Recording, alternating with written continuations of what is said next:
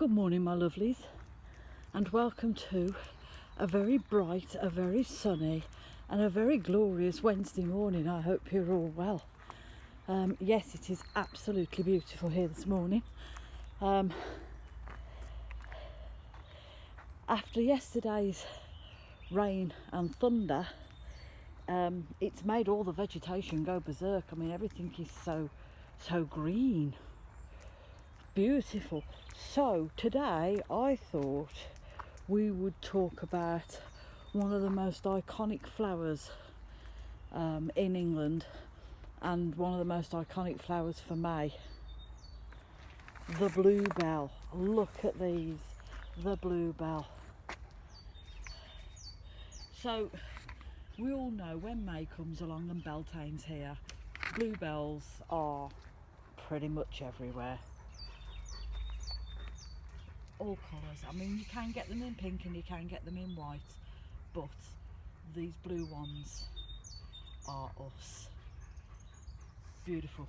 So with their green leaves making an appearance in March and their blue bell-like flowers in May, bluebells are the most iconic sign of spring. Growing in ancient woodlands and appearing more and more in gardens, bluebells have a long history with folklore and the fae and dark fairy magic. Bluebell woods have a history of bluebell magic, with fairy entrapping humans into the woods, and if you hear a bluebell ring, you may be visited by a bad fairy. If you pick a bluebell, you will be led astray by the fae to wander forever in the woods, lost and alone. So here are a few fun facts about bluebells. Over half the world's population of bluebells grow in the UK. Now, there is another strain of bluebell, the Spanish bluebell. It's a hybrid, and like everything else that comes into this country, it is slowly taking over our gardens and our woodlands, and it is pushing out our native bluebells. So please, if you're going to buy bluebells bulbs, please make sure you buy English bluebells and not Spanish bluebells. These are pink, and we've also got white ones at the top here. These are like I think these are like a hybrid that they produce for the garden. Bluebells are protected under the Wildlife and Countryside Act of 1981. If you pick or dig them up, you could be faced with a very, very hefty fine, because they are a protected species. I mean, look, they're popping up everywhere. Look, aren't they beautiful? Somebody's upset a robin this morning. It takes several years for a native bluebell to seed and to grow into a bulb and flower. Ants help bluebells along with the seeds. You know, like they move things along, they take things into their ant nests to feed their young. So ants have a lot to do with repositioning bluebells and then popping up in different places. Bees love bluebells, they really, really do. And they have been known to go to the base of the flower and nick a little hole inside them so that they can get to the nectar easier and quicker. And there are certain types of moths and butterflies that love bluebells. Good morning, Robin, hopping about in front of us. Yeah, there are certain types of moths and bluebells that moths and butterflies that love bluebells.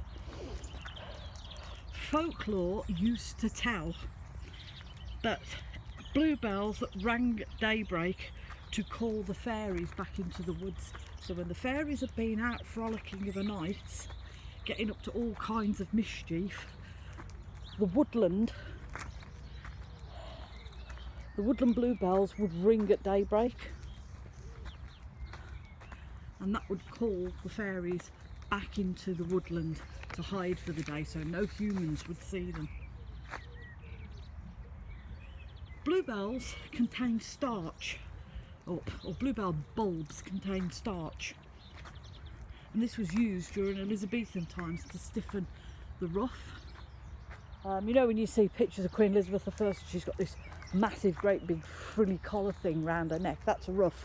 So they used to use the starch from a bluebell bulb to stiffen the ruffs.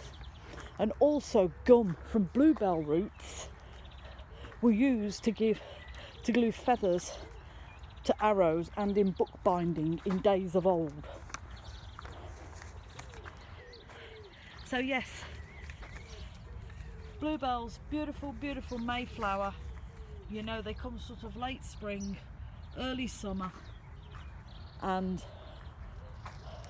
if you get them, if you go down into the woods, we have a place in Tamworth called Hopworth Woods, and it's ancient woodland. It's marked down in the Domesday Book, and if you go down this time of year, there is a phenomenal carpet of bluebells, and in any ancient woodland, if you find carpets and carpets of bluebells, you know it's an ancient woodland.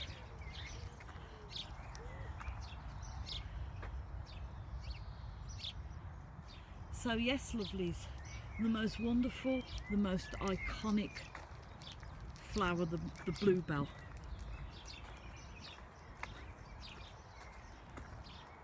Favoured by fairies. I always thought they had something to do with fairies for some reason. I don't know why.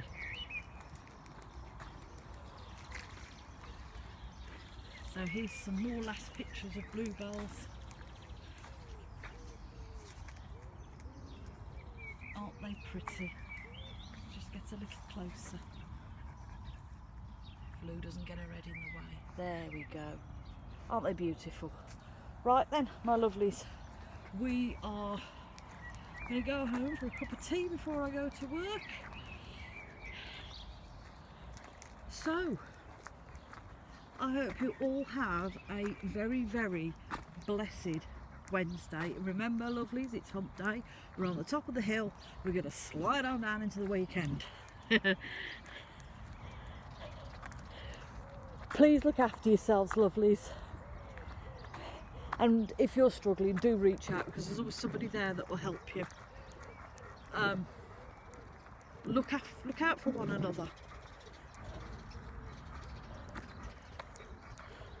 And remember, if nothing else in this world, please be kind, because you don't know what that other person's going through that stood next to you. And from me, sit down. And Miss Woos after sweeties and trying to, no, don't get your nose in me bag. There you go. They are. From me and Woo. We're wishing you a very blessed Wednesday, and we're sending you all much love and many blessings.